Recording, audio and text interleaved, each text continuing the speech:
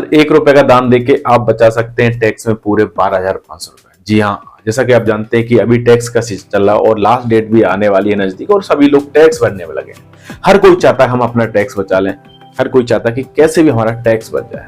तो आज की इस वीडियो में हम बात करने वाले हैं कि अगर आप 1 रुपए का भी दान करते हैं तो कैसे आप टैक्स बचा सकते हैं।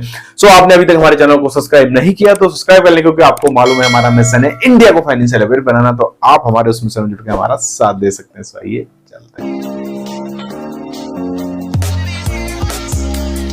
नमस्कार दोस्तों, मैं हूं शैलेंद्र और स्वागत है आपका मार्केट मिस्ट्री चैनल में। जैसा कि हम बात कर रहे थे कि अगर 1 रुपए का दान हम करें तो सीधा 12,500 रुपए का टैक्स बचा सकते हैं।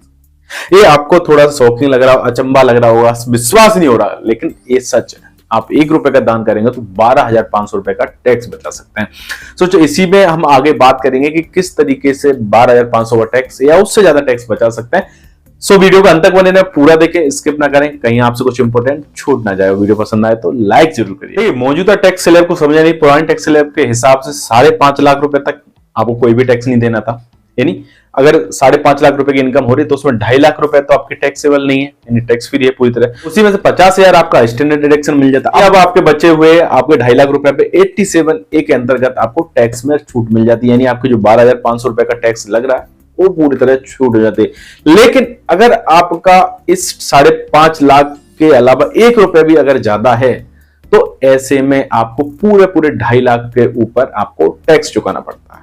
तो आइए समझते हैं कि कैसे आप 1 रुपए का दान करके टैक्स बचा सकते हैं। दोस्तों, अब आ गए हम अपने बोर्ड पे और यहां समझेंगे कि जैसे मैंने यहां पे लिखा है कि बस 1 रुपए आपको करें दान और बचाएं यहां पे आप 12,500 रुपए। ठीक है। कैसे बचाना, देखिए क्या होता है कि आप अगर मान लीजिए 1 रुपए का डोनेशन कर रहे हैं,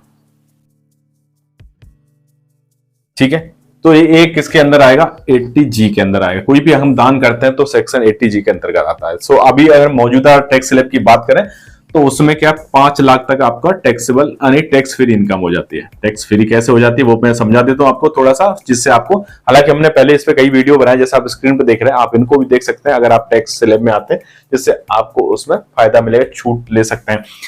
यहाँ पे 5.5 लाख रुपए का आपका टैक्स फ्री रहता है।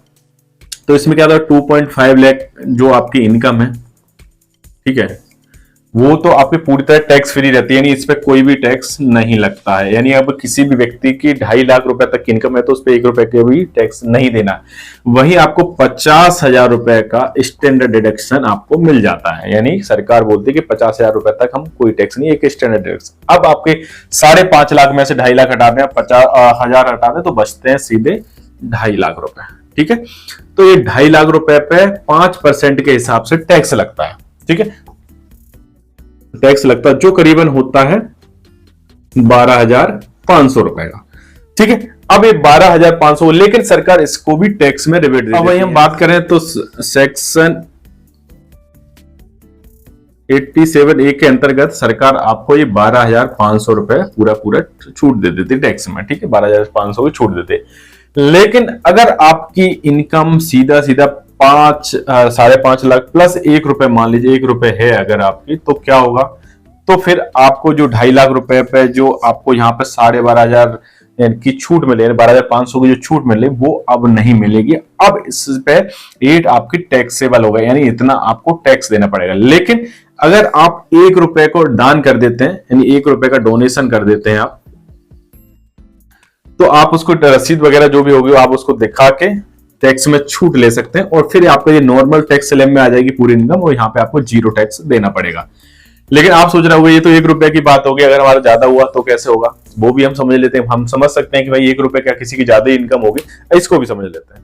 हम मान लीजिए स्टैंडर्ड डिडक्शन जो हमारा है 50,000 रुपए, उसके बाद किसी की इनकम होती है 5,10,000। ठीक है,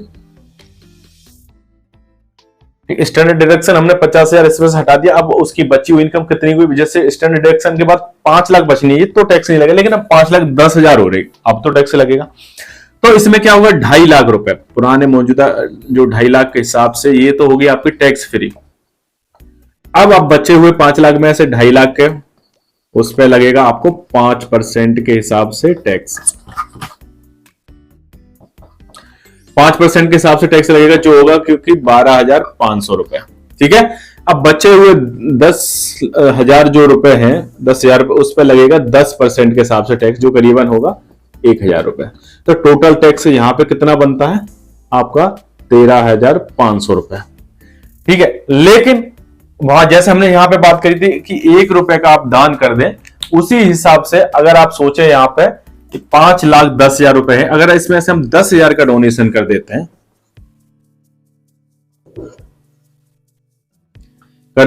तो इसकी छूट हमें सेक्शन 80G के अंतर्गत मिल जाएगी। 10,000 का दान कर देते हैं किसी संस्था में और इसकी रसीद हम लगा देते हैं, तो आपकी इनकम कितनी बचेगी, फिर ये 10,000 इसमें से माइनस हो जाए तो टोटल कितनी 5,000 बचेगी। तो फिर आपको कोई भी टैक्स नहीं देना, यानी अगर आपको 10,000 भी आपको डोनेशन करने पड़ रहा है तो आप डोनेशन करके यहाँ पे सीधा सीधा आप 13,500 रुपए का टैक्स बचा सकते हो। आपके 10,000 चले भी जाते हैं तब भी आप 13,500 में 3,500 रुपए का आपको तब भी मुनाफा हो रहा है, यानी तब भी फायदे में ही हो। तो इस तरीके से आप अपनी टैक्स प्लानिंग कर सकते हो, टैक्स बचा सकते हो। सो ओवरऑल अगर हम बात करें तो इस तरीके से प्लानिंग करके आप अपना टैक्स बचा सकते हैं। आप चाहते हैं कि टैक्स आपको बचाना, हर साल टैक्स लगता, तो उसके लिए आपको शुरुआत से ही आपको प्लानिंग करनी होगी, यानी जिस वित्त वर्ष का आप टैक्स भर रहे हैं उसी वित्त वर्ष में आपका डोनेशन, यानी 1 रुपए का जो डोनेशन आप करेंगे वो उसी वित्त वर्ष का होना चाहिए, तभी आप इसका फायदा ले सकते हैं। तो उम्मीद करता हूं आज के वीडियो आपको पसंद आया होगा। पसंद आया तो अपने दोस्तों परिजनों में शेयर करें और उन लोगों को जरूर शेयर करें जो टैक्सेबल इनकम के अंदर आते हैं। इन्वेस्टमेंट और फाइनेंस की जानकारी के लिए हमारे चैनल को सब्सक्राइब करें। मिलते हैं नेक्स्ट वीडियो में, तब तक के लिए नमस्कार, जय हिंद।